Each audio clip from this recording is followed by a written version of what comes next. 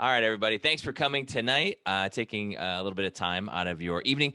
For those of you that are coming from Base Camp, you probably know me. My name is Travis Robbins. I'm the CEO of NLPT, but I'm here to talk about Kevin Johansson, and he is the CEO of a billing company that we kind of started at NLPT. So those of you that know us from NLPT, we're kind of the coaching consulting company. Like, why are you guys doing a billing company? And the reason that this happened is really because we kept seeing this problem in our clients. It's an industry that isn't amazing. I don't know if you guys have ever built a pool or worked with a contractor, but they're typically over time, over budget. And that's just kind of the norm for the industry. And we found that in billing and collections, that is kind of the norm to have poor performance. So we're going to talk a little bit about that. But really what this is about is we're going to take the next 45 minutes or so and just kind of go over how to make your practice more profitable. So as we get into this, we're going to teach you the 4 stats that you need to know to master practice profitability. And that's really what, when it comes down to it, if you can run a profitable practice, a lot of other things are easier. So basically what we're seeing is a lot of companies are leaving money on the table. So we're going to learn how picking the right billing company can be the key to your profitability. So first thing we're going to start off is kind of a quiz here. So I want you to ask yourself this question. And those of you that know your numbers, you're going to do pretty good with this. Those that you don't, you might struggle with this a little bit, but that's okay. You're going to understand everything by the end of the webinar tonight. If you asked yourself, if I could pick one option, what should I rather have? Okay, so you're going into your practice. Would you rather have more new patients or higher revenue per visit? So let's take a case study. So we looked at all of the companies that applied to kind of come into our webinar here tonight. And this is kind of an average. Now, there's some people that signed up that do 1,000 visits a week. And there's some companies that have dozens, if not hundreds of locations. Some of you guys are doing 30 to 60 visits a week, but this is kind of an average. And this looks at like our typical client that we work with. 150 visits a week, about $90 a visit. Their length of stay is 15. So it takes them 10 initial evaluations a week to get to that 150 visits a week. Hopefully that makes sense. And their plan of care is worth $1,350. So all those stats should make sense. So what is going to make the practice more profitable this year? If they increase their revenue per visit by $20 per visit or increase their initial evaluations by 20%. So if you guys are in the chat, Arlen, if you guys don't know Arlen, he is a founder of NLPT and works in physicaltherapybilling.com. He's going to be looking at the chat. So I'm going to give you guys a couple seconds right now to go into the chat and make sure that you put your answer down here. So you can pick A or B. If you could pick increase this practice's revenue by $20 a visit or increase their new patients by 20%, which one would you pick? All right, Barb's in here. Hey, Barb, how's it going? A, so increase revenue per visit by 20. Okay, you guys are kind of paying attention here. So we're going to go through and show you exactly what happens when this happens. All right, let's say we increase the initial evaluations by 20%. 10 initial evaluations goes to 12 a week. You guys can see I picked numbers that are pretty easy to work with. 2 times 1,320 a week. So you get 2 extra plans of care a week, right? That gets you to $2,700 in that week. 52 weeks, you multiply it out, $140,000 more that year. Not bad, right? So if you increase your new patients by 20%, by the way, that's kind of what my practice shoots for. Anything above 20% is kind of considered hypergrowth. So if you're increasing 20%, that's what we shoot for every year. So that's a good thing. But let's say you didn't increase your new patients per week. You didn't increase the volume of new patients that are coming into your practice, and you just increased your revenue per visit by $20 a visit. Well, this is what would happen. You get an extra $3,000 a week, and after 52 weeks, $156,000. So I hear you already. Hey, Travis, I get paid what I get paid. Like I can't move. It's just in my state, in my area. I get paid what I get paid. I can't move that number. And I'm here to tell you that that's dead wrong. I used to think the same thing, but I'm going to show you why that's not right. So before we talk about that, let's go back to that example. Right? So if I increased your revenue by $156,000 in the next year, what would you do with that? So you can invest it back into your people and your business.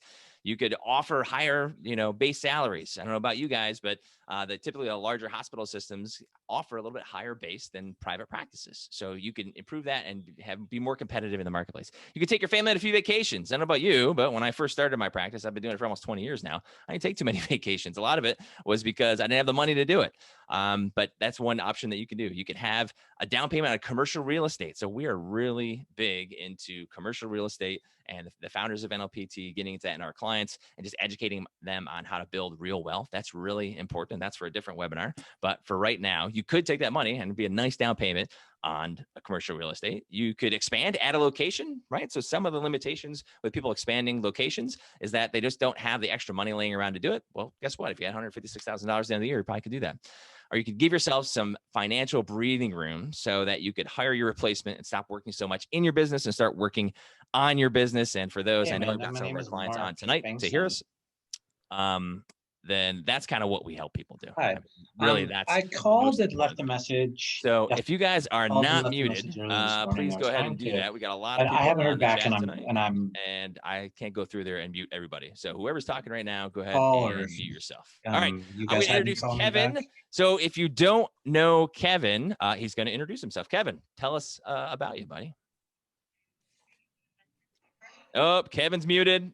I think so. Yeah. See how easy that is to forget? It's so easy. Hey, super excited to be here. What that? Hey, Mark, get this guy to stop. Do you mind muting yourself for now, sir? Thank you. There we go. Go ahead. So, hey, again, good evening to everybody. Thanks for taking time out of your evening to spend a few moments with us. I really want to talk about the processes involved in revenue cycle. So I'm the CEO now, been here about 6 months. It's a slightly different operation maybe than I was, accustomed to. I spent 6 years with Benchmark. I don't know who of you have heard of Benchmark PT, but when I left about a year ago, 750 plus locations, growing at a 27% year over year. So it was insane, rapid. And obviously you had to shake and move in order to keep everything in order there. Prior to that, worked for GE Healthcare. That's right there in Chattanooga, because we were billing for the health system there and 350 multi-specialties. So still on the physician side. A lot of revenue cycle consulting, where you walk into a business office and you figure out everything that they've been trying to do, give them some advice. Hopefully they can, move on if they change to maybe different softwares, different bolt-on technologies, things of that nature. So give some good advice, but I've seen just about everything. I won't date myself, but it's been a long time. Also spent some time in software development. So really a lot of my expertise came with document imaging, denial management. Anything you could do to automate in healthcare is essentially what my career has been focused on. So what we really wanted to do was kind of bring, large organizations, right? The way we had to achieve success was with revenue cycle process efficiencies. So that's just constantly looking for a way to cut a corner. One or two keystrokes in my mind used to be, wow, that isn't much. But if you do that activity 50 times a day and you've got 4 people doing it, all of a sudden it turns into something a lot more relevant. So you can work on your processes. You can work on any technologies you could bring to bear in your practices. Obviously, reporting is extremely important. And then any preventative measures that you can put in place, that's what we're going to talk about, because that's how we've become successful.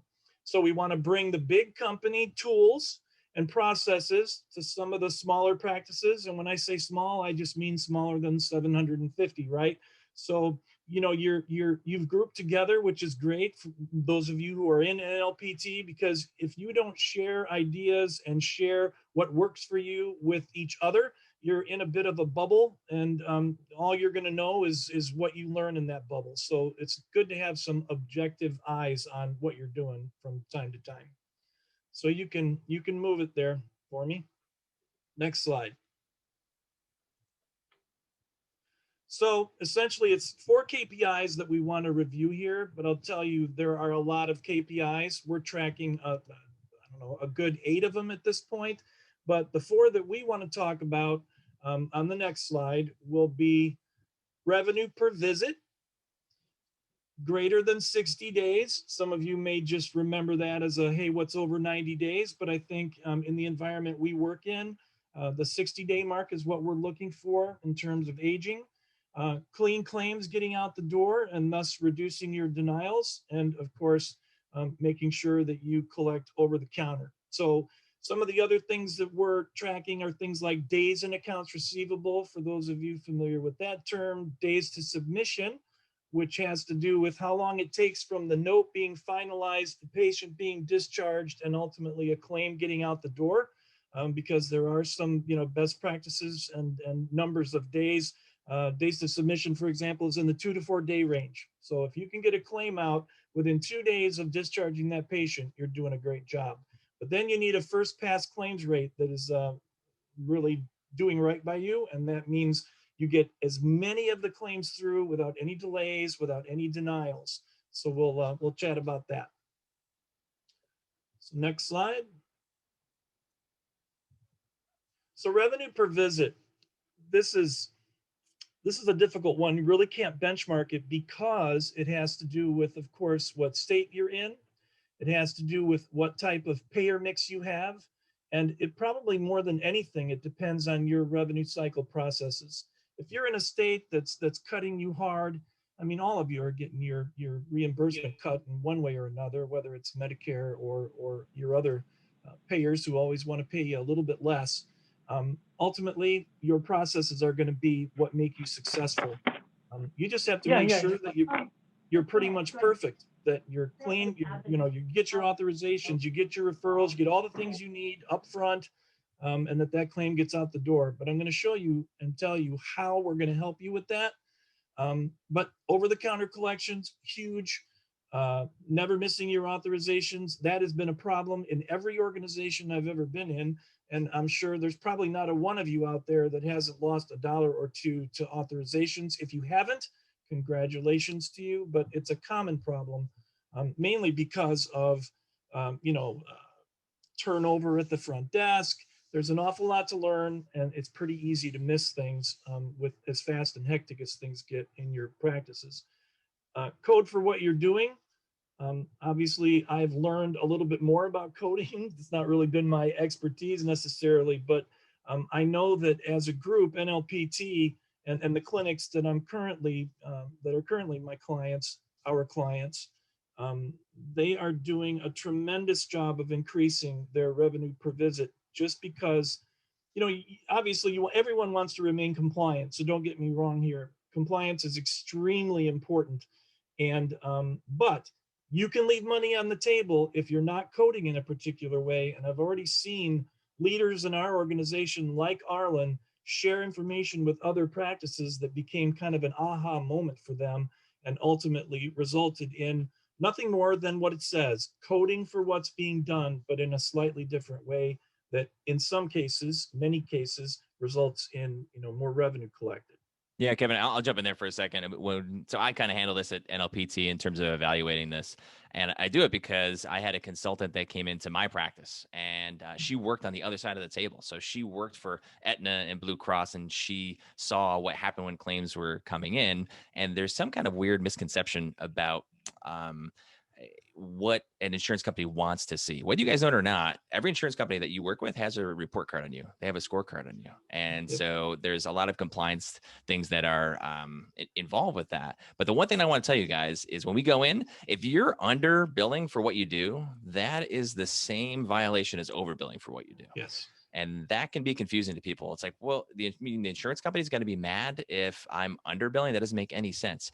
That's the same thing as if you go up front and you tell a patient, copays, we waive those. Don't even worry about it. It's the same exact thing. And everybody, for the most part, kind of knows that you can't do that. But the same thing applies. You cannot underbill for what you're doing, because it's the same thing as letting somebody walk out the door without paying a copay or a coinsurance. And that is a violation of your insurance contract. Go ahead, Kev. Absolutely right. Thanks for sharing that. Yeah. So you can actually move on to the next slide. So, boy, this is going to sound salesy, but when I first started, I thought, what am I going to do? The first thing I'm going to do is I'm going to go in and look at all the databases that we had billed for so far. Let's say we're 10 of them. And the first thing I noticed was this lack of aging, right? So I'm accustomed to, millions of dollars in the AR. The over 90 is, 20 something percent. It's filled with, auto liens and work comp appeals and just, self-pay and all the things that kind of slip through to the end, right? But I wasn't seeing anything really in the over 90. I saw some in the 61 to 90. So I really kind of had to go to Arlen and the group and just say, hey guys, where's all the aging? And what I found was that the job was simply being done so well by the billing team that they have preventative measures in place, and ultimately on the back end, just not a lot of follow-up and not a lot of denial activity, usually in the 2 to 3% range, which is a good place to be. But we're gonna measure over 60. So I would say 5 to 10% is a great number. What you're looking at on the screen, this particular graph, is a clinic. So I don't want to confuse anybody. Hard to find benchmarks for just PT clinics of a particular size. But this is an average clinic, and we have several customers that look very much like this, but only because we just started working with them, and we're going to bring those 90-day numbers down significantly. But 5 to 10% over 60, you're in a very good place. Yeah, and Kevin, explain to me, before I learned about this, I was like, I don't know. I mean, I'm going to get paid eventually. Does it really matter if there's stuff that goes over 60 days? I'm like, I have to wait a little while for it, but who cares? So answer that question. Yeah, there is a time value of money, right? So the older an account gets, the more difficult it becomes to collect. And that goes for a self-pay balance as well as an insurance balance.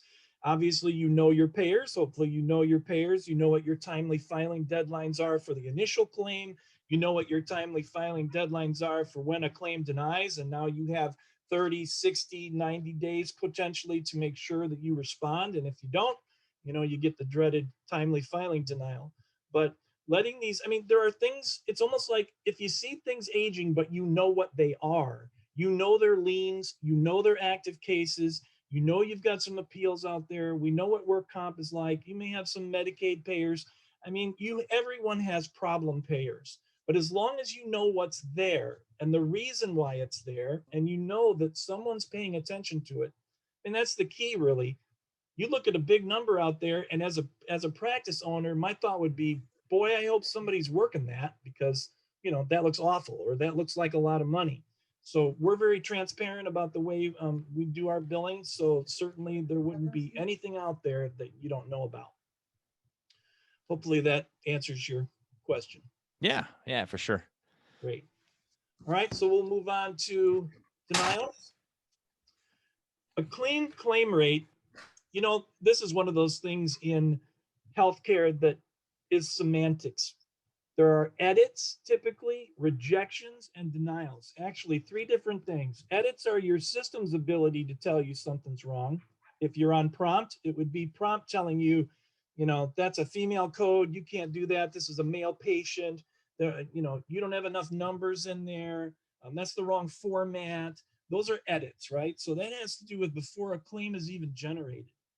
Then you're going to generate a claim, and you're going to send it out through whoever your clearinghouse is, and they're going to reject some of those claims. The rejection simply means we know what the payer's expectations are for a claim. You have not accomplished that. No reason for us to forward it on. Going to kick it back to you right now. And your billing service or your staff, if you're in-house, they then have to correct those. There's a delay involved there, obviously. What if that person's out that day? That's a whole nother day. You potentially have to wait to get those claims out the door. So the clean claim rate that we're talking about here at 98% or better means that 98% or more of the claims that you send through your clearinghouse get to the payer and do not deny. It's a straight shot into the payer, into the clearinghouse, to the payer. Money comes back, no problems, no issues. You never even see it. You want that at 98% or better. So if you can find out where you are with that, that'll be part of your homework we'll be asking you about later. The best practice for denial rate is less than 3%. And I can tell you that's entirely possible because we sat at an average of 2.2%, billing basically $1 billion a year out at Benchmark. So that number is totally possible if your processes and if your preventative measures are in place to make it happen. And these are the keys that you all know so well. You got to have a good, solid credentialing process. You got to make sure you're not treating patients for certain payers before they've been credentialed. I know sometimes from a scheduling perspective, you're almost willing to see the patient for free, if you will, or maybe they have to be a cash upfront potentially under those circumstances, or out of network. You could see the patient obviously, but in terms of credentialing, making sure they're going to get paid for what they do. Authorizations, already covered that, absolutely have to have them. Know your payers and any contracts that you have with your payers. The pre-bill review, which we're going to talk about a little bit more. Feedback loops are extremely important. The larger your company is, the more locations that you have, because those locations are disparate from one another.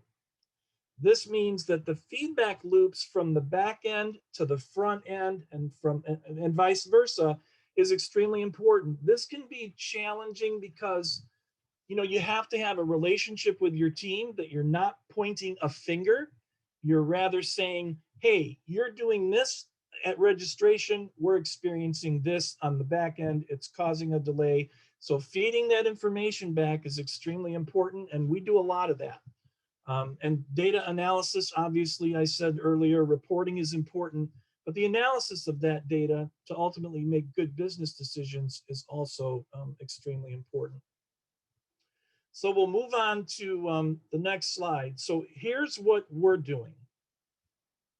If you have an initial eval and there's a problem with that eval from a billing perspective, the odds are almost 100% that every visit that follows is going to have that same problem until maybe the initial eval and the first couple of visits come back from the insurance company and get denied.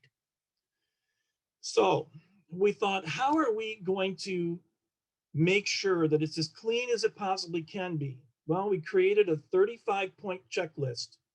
Just like when you buy a used car, you trust the fact that they've checked all their points on their checklists. It's the same thing here. And it's literally everything that could cause a reject or a deny that we can put our hands on.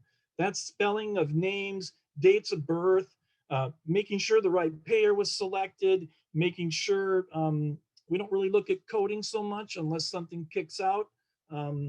But ID numbers, group numbers.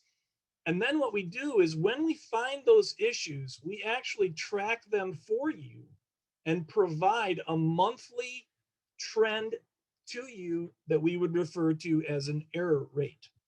This just means that either we had to touch it before we could send the claim, or we sent it back to you so you could touch it before we sent a claim. But how many of those scenarios you see in a month is important, because that's a feedback loop back to, more than likely, registration. Sometimes the PTs can also be impacted by those processes. But you knowing where you need to focus your attention in the future gives you that opportunity to educate your staff. So we give you the results of that checklist on a monthly basis. Every initial eval goes through this process. And I'm telling you, it means everything. And you can imagine in an organization the size of Benchmark, that was quite the investment from a resource and employee perspective. But I had to convince leadership that putting that extra time in on the front, let's say it's 4 people, full time. Imagine the time that you would have spent on the back end with those claims coming back potentially as denials.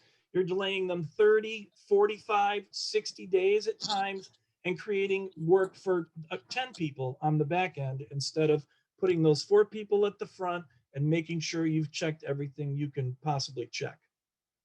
Worth the time and effort. Okay.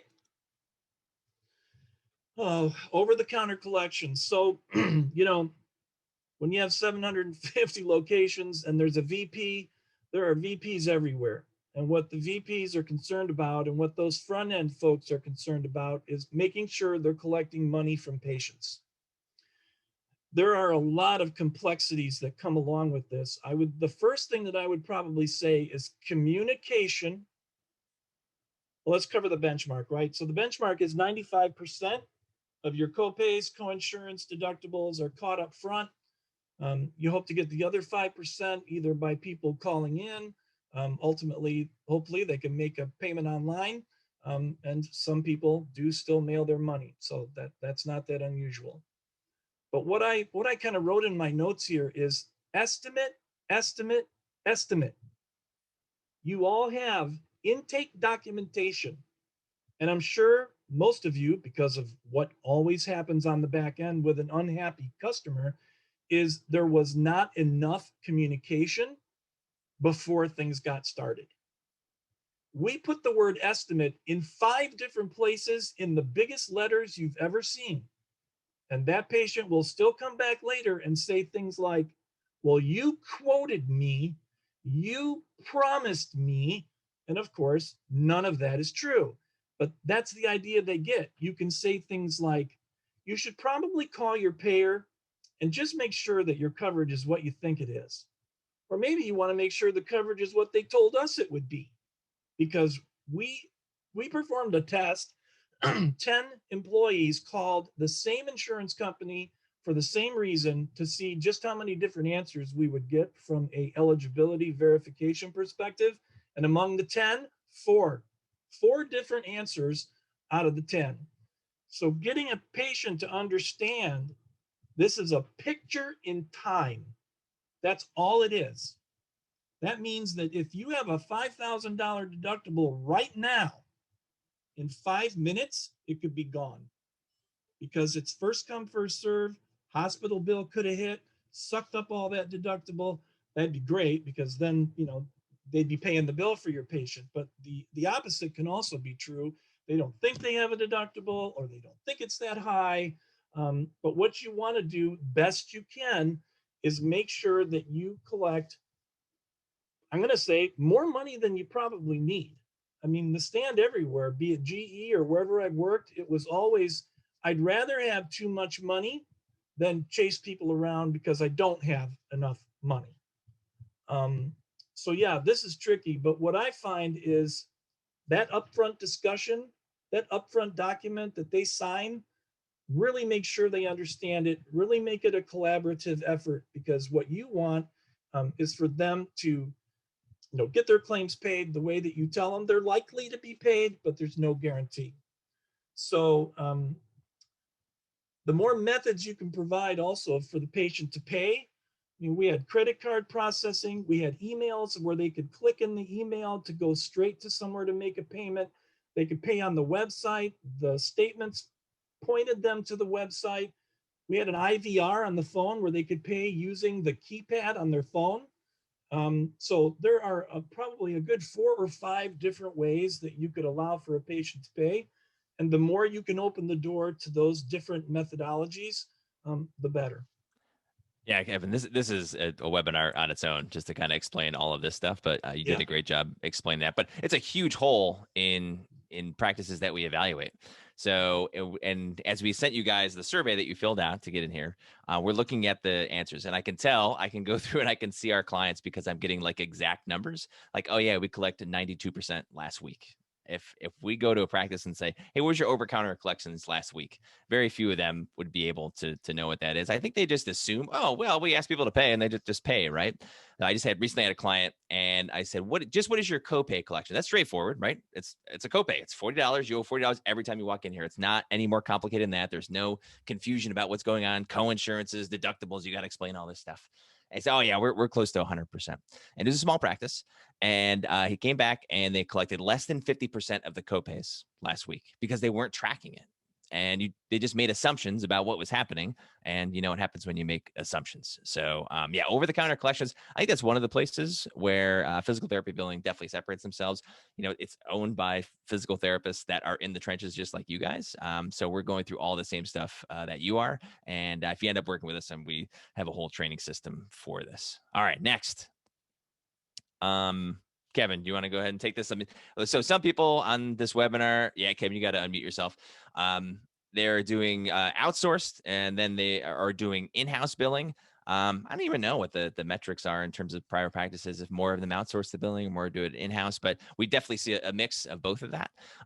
So when it comes to that and just kind of evaluating which way to go, I mean, we get a lot of questions about that. It's like, oh, I do it in-house. Should I outsource it? Or I do it outsource. Should I insource it? Is there like a certain size that is best for either one, or what are your opinions on that? You know, I've seen it both ways. I've seen people go back and forth 2 or 3 times over the course of the years from a clinic perspective. But, you know, when you're doing it yourself, here's your challenge, right? So the smaller you are, that means you probably have that one person in your practice who is the most important person. They know everything. They're the glue that holds it all together. And they're one basket with a great big egg in it.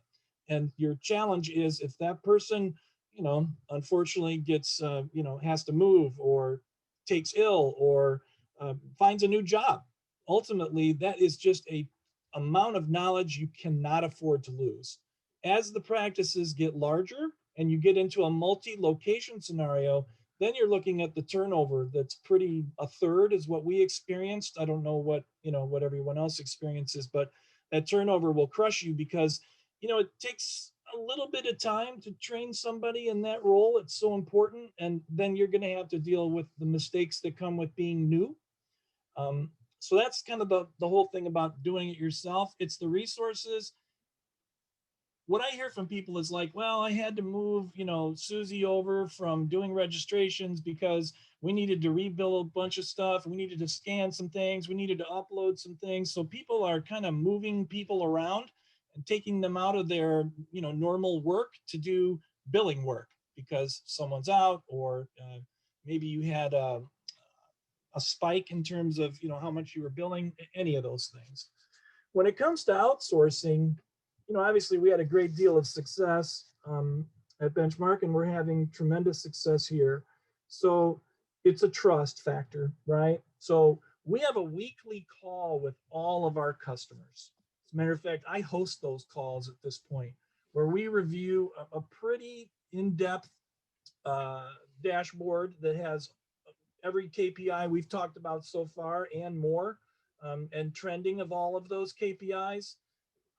Most people don't talk to their billing service weekly. They might talk to them monthly. They might get a reporting package in the mail or via email, but I don't see a lot of collaborative communication between billing services and their customers. And I think that's one of the things that definitely sets us apart, because there isn't going to be anything you don't know. I mean, we pretty much kill our customers with data and information. Whether you use it or not, it's not important. What's important is that we, as your billing provider, you know, are giving you the information that you need to be successful. And that's what the scorecard, referred to as a scorecard or dashboard, either of those. Yeah. So I mean, if you're not meeting regularly with your outsourced billing company, like once a week, like something's wrong. If you're not checking in on your insourced billing department and you're not meeting with them once a week to kind of see what's going on from week to week, something's wrong. That's when you get into trouble. I know that's how I got into trouble. I mean, before I switched over to you guys, I had over 50% in my 60 plus AR bucket, and like it's not getting that money. And then once they started cleaning it up and working on the accounts, I would get a report every week. Amount of visits we wrote off because of missed authorization, and it wasn't in the single digits. It wasn't in like the couple dozens. It was like hundreds of visits a week over the course of time, where it's just I was running a pro bono clinic. Like I was just treating people for free because we weren't doing authorizations, because I wasn't meeting with them ever. I just kind of trusted that they were doing what they're supposed to do, and I got burned. So if you're not meeting weekly with whoever's doing your billing, then we've got to clean that up right away. So here's your guys' homework. This is what we're talking about. we have a billing company, right? So we help small private practices, not a lot of them, by the way. We take on about one client a week. So guys can do the math. There's 41 people on here right now. A bunch of the people that are going to be watching it.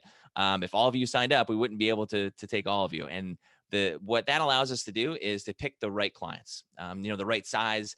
And we have kind of a wheelhouse of clients that we can really help out based on an evaluation process that we go through. So we really literally can't help all of you guys, but we want to give you some information about how to hold your billing accountable.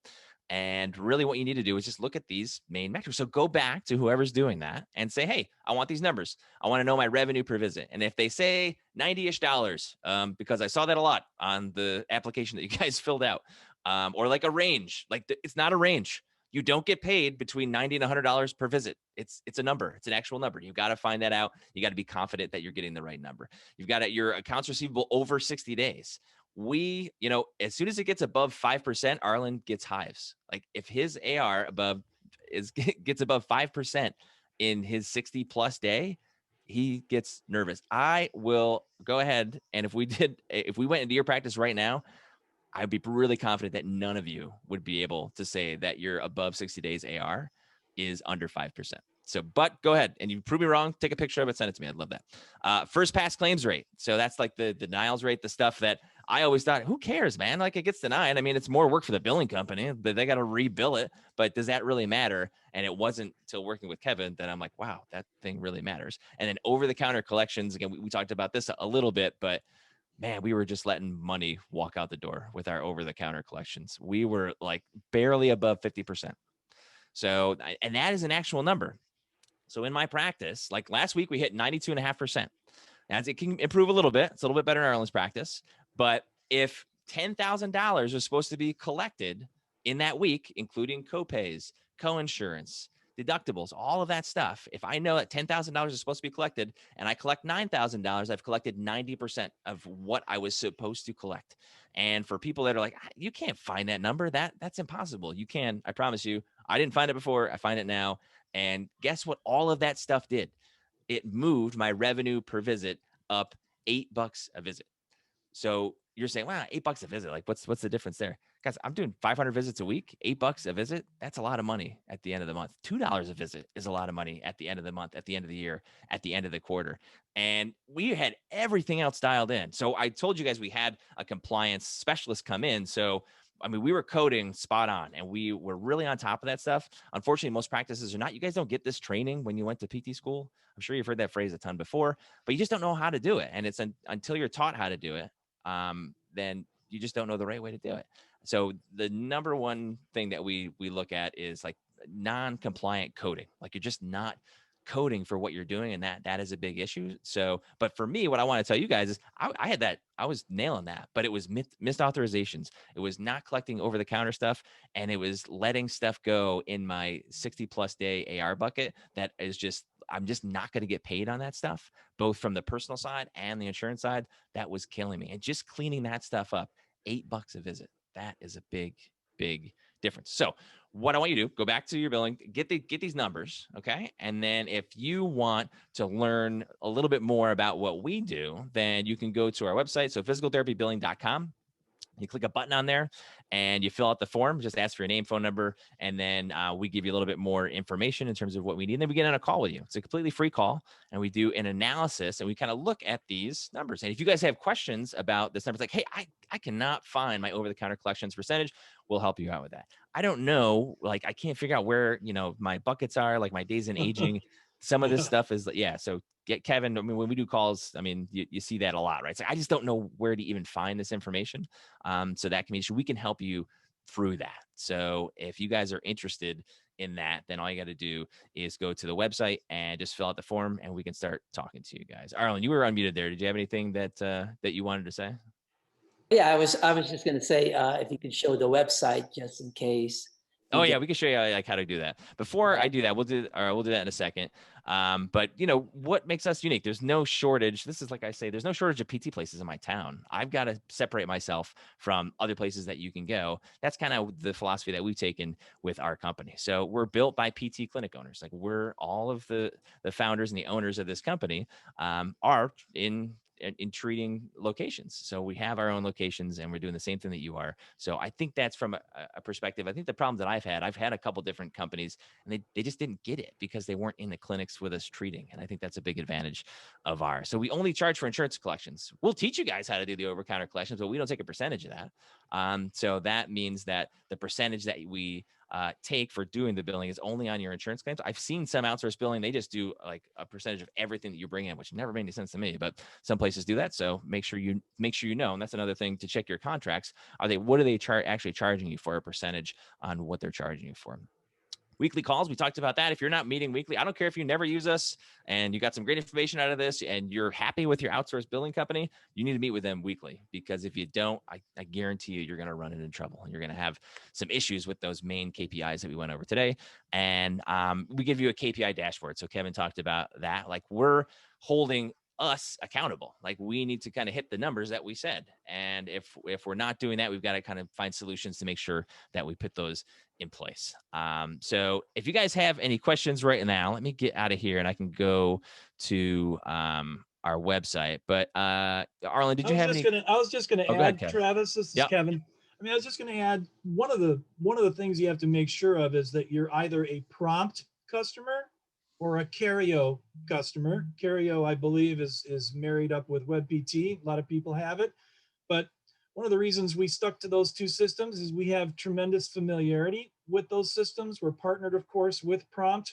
And one of the things that the Prompt system does is it does give you your price per visit at a every payer level. You've got every, what do they call it?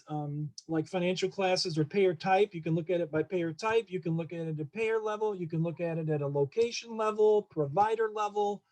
So if you really wanted to get exact numbers, Prompt does it. I'm not so sure what Cario does, but you know, Cario has very robust reporting also. So, but those are the two systems that we work with. So if you're on a system other than that, we'd love you to be a Prompt customer. Yeah, just switch over. It's easy. Yeah, it's easy to do. So I think it's important to explain why we do that. So if you guys know anything about Southwest Airlines, you know that they only run one airplane. I don't know if they still do that, but at least in the books that I've read, they ran one airplane. That's it. Why do they do that? Because they have all the parts for one airplane. They have the pilots. You ever treat a pilot? I freaking love treating pilots. I just ask them so many questions. I like flight. So pilots have to be licensed for each individual plane. So guess what? On Southwest, if a pilot says, I'm sick, I'm not coming in today. And I used to have a pilot for a neighbor, and we would over his house, and I'm like, why aren't you drinking a beer? He says, I'm on call. And I was like, what do you mean? Oh, he says, yeah. So somebody in LaGuardia calls in the next 20 minutes because they called in sick. They are stuck in traffic. Like, I've got to fly there, and I've got to do that because I'm the only one that's left that has that license for that plane. So there's a lot of problems that are associated with that. So if you guys are wondering why we did it this way, well, one, we're not looking to rack up like thousands of clients right now. So we're, like we said, we're taking on one client every week. That's all we're doing. And we're really good at what we do. And one of the things that we can do in terms of cutting costs for you guys is we just run one airplane. Like, we know our systems really well inside of this one system. If that is a huge barrier for you, I would tell you that, you know, we just recently switched over to Prompt 6 months ago. And, you know, any kind of switch is difficult, but we love the software and we're happy with it right now. So it's not as hard as you might think it is. And I'll tell you, in terms of the impact that we can have in your practice, if I handed you an extra check for like $156,000 at the end of the year, you might not be complaining too much about a software switchover. All right, so here's the website here. All you got to do is go here, you click on here, and then it brings you this information. As soon as you hit that, then Kevin gets a text or a ping or something. He wakes up in the middle of the night, responds to you. I'm not sure he does, but all this guy does is exactly what it does. Yeah. So again, we're a small company, but we feel like we can have a huge impact on small private practices, and that's kind of what we enjoy doing. So Arlen, did you have any questions that came up in the chat? Anything that people were asking, Kevin? What is your percentage that you charge? Percentage that we charge. Go ahead, Kevin. 6%. Yeah. 6% of insurance collections only. 6%. Yes, sir. Okay. Good question. Goes right to the hard-hitting questions. I like that. I don't know who asked that question, but good job. How much it costs is important. But how much does it cost? We All want to right. make sure, we just want to make sure that we give you the tools that you need to keep, to make that number just reasonable for you. And the only way to do that is avoid denials and, avoid lost revenue. So, and we're huge on that. Oh, that's great that you guys aren't charging against like, private pay and so forth, that you're sticking with insurance. So, Yep. I mean, we still provide statements to our customers every month. They come out of Prompt or Carrio, whichever the case may be. But we make sure that the statements get out to the patients. There's a few things that we track and trend related to patients. We're just not collecting the dollars, but that doesn't mean we don't want you to be informed about what's happening with your self-pay out there. We have some partners. We have a partner collection agency for anyone who might have a need. They can do everything from pretending they're you during a pre-collect. They can do a soft approach, hard approach. I mean, whatever you want, they'll do it for you. We also have a funding company as a partner. So if any of you are doing a lot of auto liens, you can either sell them or the organization will point patients to you when there are any in your geographic area. So that's just another thing. So we're really trying to be a one-stop shop one way or another by partnering with the companies that do what we don't do. Yeah, and even credit card processors, that was a huge difference for us. Yes, So we switched to credit card processors that are really like mobile and like tech friendly. So we can send out emails to people. Guess what? If you send me a bill in the mail, I'm not going to pay it. I'm a good guy. I got the money. I would pay you. But the chances of you getting me to open something and then write you a check. So one of the metrics that we track in our practice is how many statements we sent out per month. And we want that number to be as close to zero as possible, because guess what? Getting someone to pay over a check and mail it in is really hard. We have people that call on the phone. Again, that's part of our over-the-counter process that we teach you once you become a member and use our billing service. We teach you how to do over-the-counter collections, because that is just a huge error that I made. And so we have Jody, who our coaching clients know Jody because they've been on calls with her, and she sits in the back and she calls people all day long and says, "Hey, looks like you owe us a little bit of money. How can I help you out with that?" I've never heard someone ask for money that's better than Jody. She's amazing. But we do training on that. But the point of that is, if you're not calling up your delinquent accounts, you ain't gonna get paid. So no, probably not. Yeah. Yep. Yeah. Yeah. And yeah, so I mean, I've seen patients get 30 statements. I mean, you kind of just lose track of it, and they get a bill every month, and it just continues to age. Eventually, you got to either write it off to bad debt or let somebody else try to collect it for you. But different parts of the country are different. Pennsylvania, for example, we merged with Dreyer PT up there, and they didn't do collections because they were concerned what their community would say, but they sue people all the time. So they'll take you to court. That's a public record that everyone and their brother can see. Whereas a collection, the only people that know is me and you. So it made no sense to me whatsoever. But it just depends.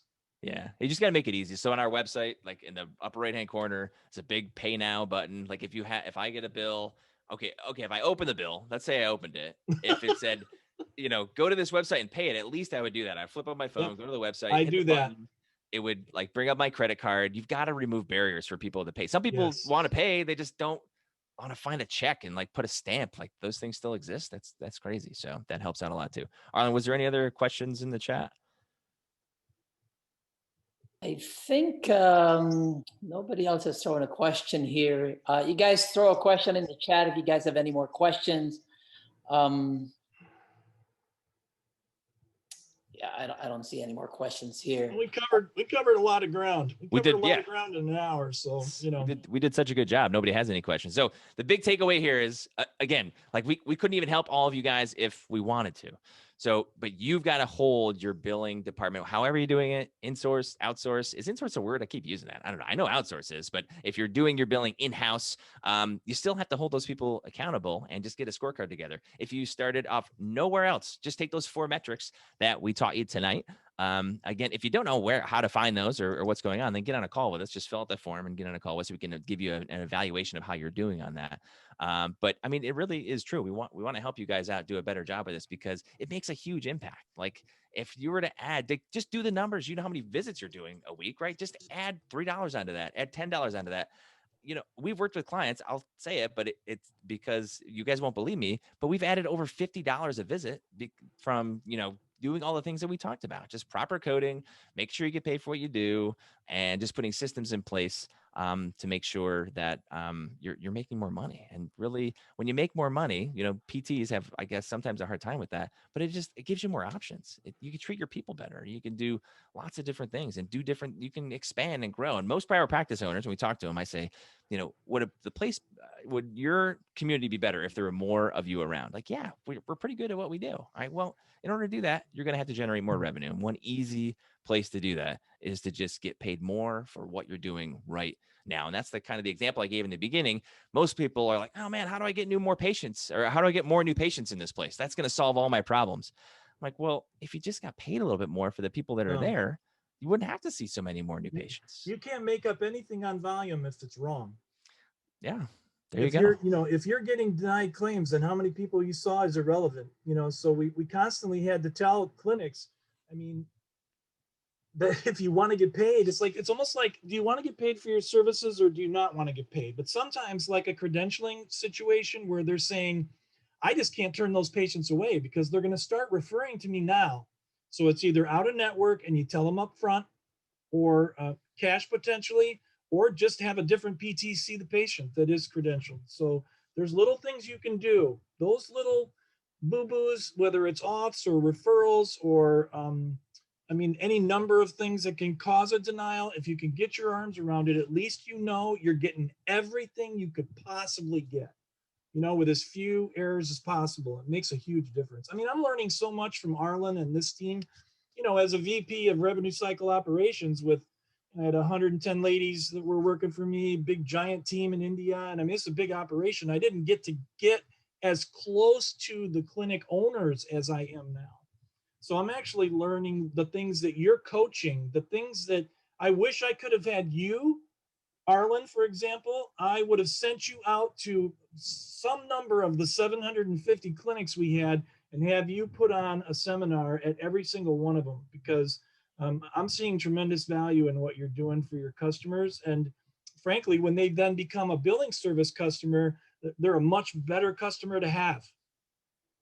You know what I mean? Because you've given them the advice that they need to do the best they can up front. So I love it. I'm learning.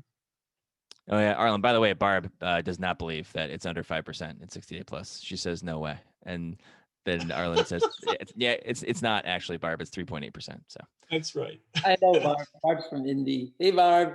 Yeah, that's 2.5 hours down for me. Yeah, it is possible. So before we started physicaltherapybilling.com, I had the same frustrations like everybody else, probably on this call. My over 60 days AR, I had it outsourced. I went through like four companies within a period of 10 years. And it's crazy how my AR over 60 days was. And I was just so frustrated. And when I finally reined it in, which eventually led to physicaltherapybilling.com, it was one of the best things we've ever done, is hone in on this power four metrics and brought it down to less than 5%. The crazy thing is we all work hard, especially a lot of you guys are still working in the clinic, still seeing patients. We deliver great care. You guys all deliver great care, but it's a shame that we're not getting the full amount we should be receiving. It is crazy how much is getting wasted. And so that is part of our mission. Essentially, what's on the main page, if you can go back to the main page of our website, TR, if you don't mind. Here. Scroll up. There you go. I gotta hide everybody's face. All right. There you go. A good point just came up on the chat, Arlen, and pretty much my CFO's words almost exactly. Easier to refund than chase people that owe you money. Exactly. And, Thank you, Amy. Thank you, Amy, for that. But yes, you always want to get more. Our core purpose, the core purpose of physicaltherapybilling.com is right there. Go back up, TR. Oh, sorry. We help you make more money. And it's something that you've already delivered. It's a service you've already delivered. You could be making a whole lot more on it. So, yep. Schedule, send out your contact info, and we'd be more than happy. I'd be on that call with Kevin. and maybe we can help you guys out. So look forward to hearing from many of you. Yeah, sounds good. If you see this in our Facebook page, then you can just comment below and we'll follow up with comments there. But the easiest thing to do is just go to our website here and sign up for a call. We give you, it's a free call. We just give you an evaluation on how well you're doing and how well you could be doing if you did a couple things differently. So Kevin, thanks for your time tonight. Arlen, thanks as usual. I'll talk to you soon. Marianne, I see you there. I hope you're doing well. I see lots of faces here. Amy's out in California. She showed up tonight to help us out. So yeah, it's good to see you guys. And as always, guys, we'll see you at the top. All right. Take care, everybody. Stay safe out there.